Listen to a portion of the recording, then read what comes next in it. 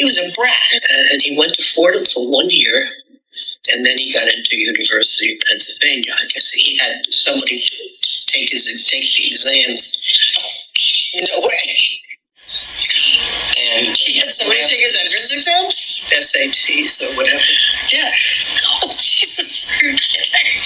I even remember the name. Yeah, but I did his homework for him. The conversation starts with one of the most controversial claims ever made about Donald Trump's education. Mary Trump does not just criticize him personally. She directly questions how he even got into college in the first place. She claims someone else took his entrance exams. I'm highly educated. I went to the Wharton School of Finance. I went to the Wharton School of Finance. I went to the Wharton School of Finance. I went to the Wharton School of Finance. I was a very fine student. I've also heard I was first in my class at the Wharton School of Finance. And I used to say, excuse me, I went to the Wharton School of Finance. I said, excuse me, does that mean we're not going to make things anymore? Donald Trump, meanwhile, has spent years repeating the same defense whenever people question his intelligence. He constantly brings up the Wharton School of Finance, saying he was highly educated and an excellent student. Well, we all remember how Citizen Trump perpetuated the birther lie about President Obama. He also questioned President Obama's intelligence, telling the Associated Press that he heard that Obama was a terrible student and he should show his school records. A few days later, the headmaster at Mr. Trump's own high school got an order from his boss to find Trump's school records and help bury them. The way he repeats it over and over almost turns it into a personal brand. To Trump, Wharton is not just a university. It is proof of success, proof of intelligence, proof that critics underestimate him. He presents his education almost like a shield against every accusation. But the more often he repeats it, the more people start looking deeper into the details behind that image.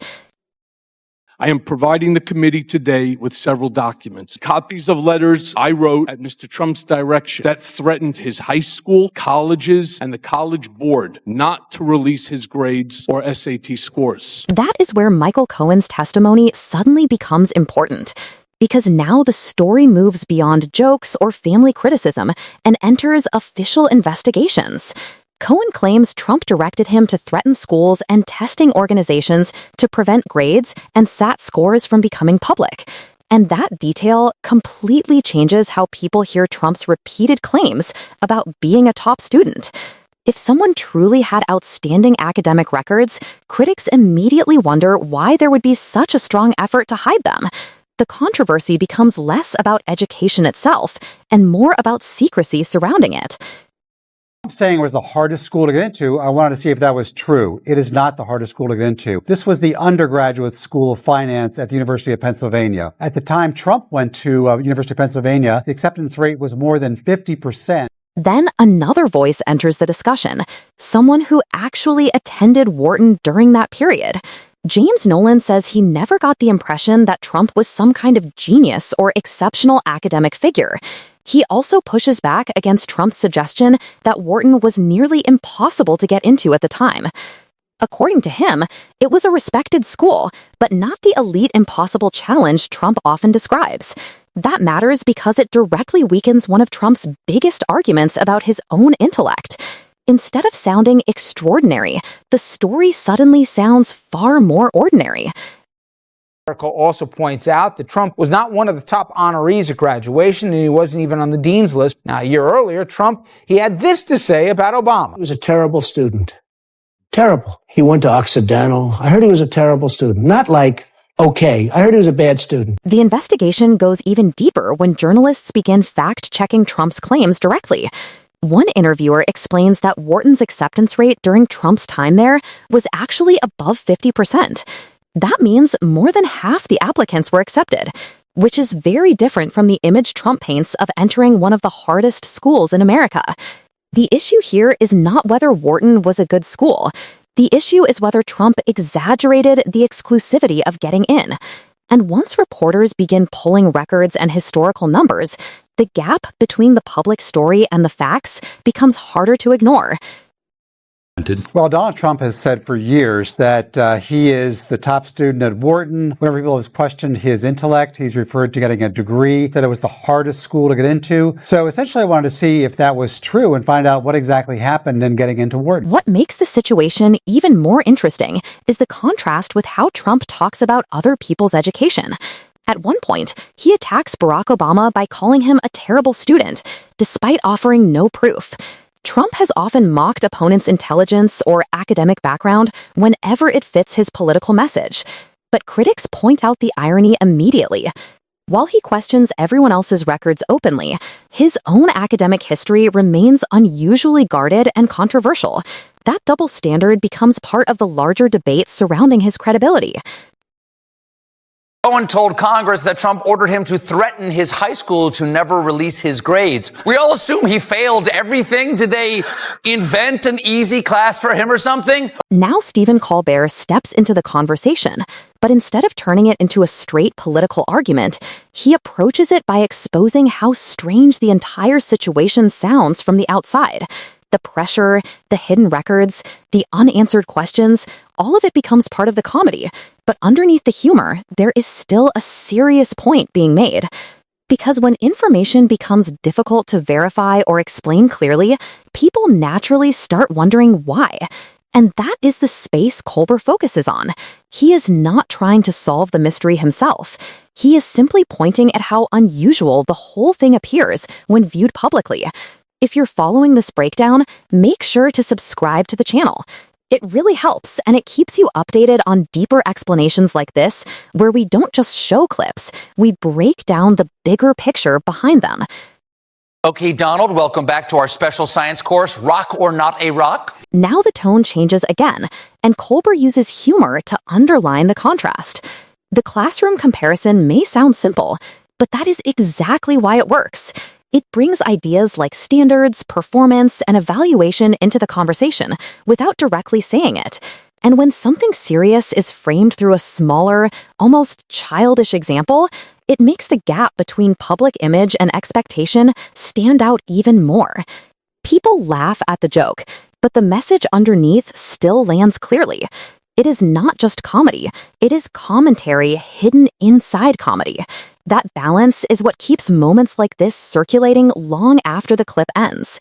The demand came just days after Donald Trump challenged President Barack Obama to show his records. This happens over and over again. Everything Trump accuses other people of, he's guilty of himself. Oh my God! And here, the discussion becomes more focused. Because now the attention shifts away from old claims and toward how those claims are defended under pressure. When criticism grows, the response often changes from explaining the issue to protecting credibility instead. And that shift matters. Because once the conversation moves into defending reputation, the original question starts getting buried underneath reactions and counterattacks. Instead of getting a clear answer, the debate starts moving in multiple directions at once. That is what makes public controversies like this difficult to settle. They rarely stay centered on one point for very long. Trump's friends who were alumni of the school and rich guys, they wanted the school superintendent to give them Trump's records. Now, the superintendent said no. He moved them elsewhere on campus, now declines to say where he hid Trump's records. Who knows what treasures it might contain? His SATs, maybe even his 10th grade essay, Who I Did on My Summer Vacation. At this stage, the argument stops being only about facts. Now it becomes about interpretation and authority. When perception is challenged publicly, the response often focuses more on reframing intent than directly addressing every detail.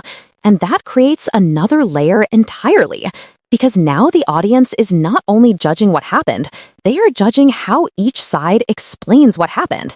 Those explanations begin competing with each other in real time. This is where a simple debate starts turning into a larger narrative with multiple versions of the same story. He was wasting his time. I'm not undermining.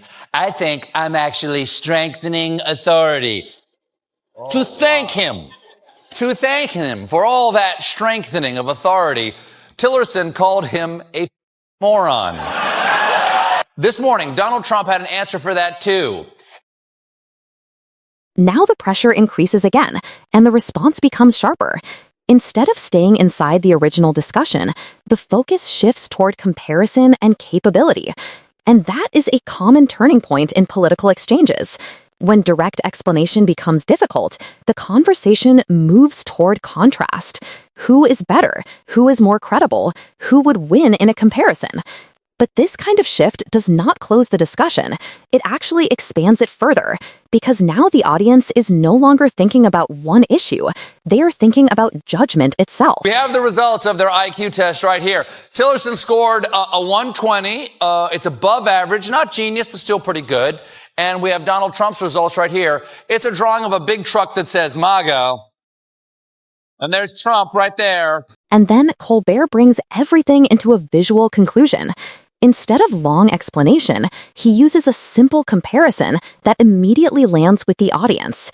It is not just about intelligence or results.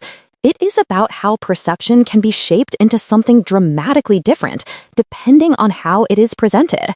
And that final moment works because it simplifies everything that came before it. All the claims, responses, and reactions collapse into a single visual contrast that the audience can instantly understand. And when you step back from the full sequence, what stands out is not just the individual statements, it is the pattern between them. Repetition, challenge, response, and reframing. Each side reacting to the other in a way that keeps the conversation alive far beyond the original clips. And that is exactly why moments like this don't fade quickly. They don't stay as isolated quotes. They turn into ongoing discussions, because every time they are replayed, people notice something slightly different. And that is where the real impact exists, not in the first line, but in everything that happens after it. I think it's fake news. But if he did that, I guess we'll have to compare IQ tests, and I can tell you who is going to win. She went to the Wharton School of Finance, and she was always a great student. I said, Ivanka, are you going to do your homework? Yeah, I've already done it there. And then she gets A's. She went to the Wharton School of Finance, and she was always a great student. I said, Ivanka, are you going to do your homework? Yeah, I've already done it there. And then she gets A's. She went to the Wharton School of Finance, and she was always a great student. I said, Ivanka, are you going to do your homework? Yeah, I've already done it there. And then she gets A's. And now the focus shifts slightly. It's no longer just about him. It becomes about a pattern, success, intelligence, results, the kind of story that feels simple, but clearly supports something bigger. President, I wanted to challenge you on one of the statements that you made in the tail end of the campaign. In the midterms. Here we go. If you don't mind, Mr. President, that this caravan was an invasion. As you know, Mr. President, I consider it to be an invasion. As you know, Mr. President, the caravan was not an invasion. It's a group of migrants moving up from Central America towards the border with the U.S. But the Washington Post, they did a deep dive into his academic career, and it is not nearly as impressive as Trump would make it sound. And that's exactly where everything shifts. Not slowly, but instantly. The tone flips from serious to something completely different, but not in a random way. Stephen Colbert doesn't jump in to argue facts or push back directly. Instead, he changes the frame of the conversation. He takes something that was being presented with confidence and turns it into something the audience can question without even realizing it. Because humor like this isn't just for laughs. It's a tool. It breaks down strong statements without needing confrontation. It makes people step back and look again, this time from a different angle. And when that happens, the same words don't land the same way anymore. You can see it in the reaction. People aren't just laughing, they're processing. They're connecting what was said before with what's happening now. And suddenly, what felt strong starts to feel questionable, not because someone said it's wrong, but because it's being shown in a new light.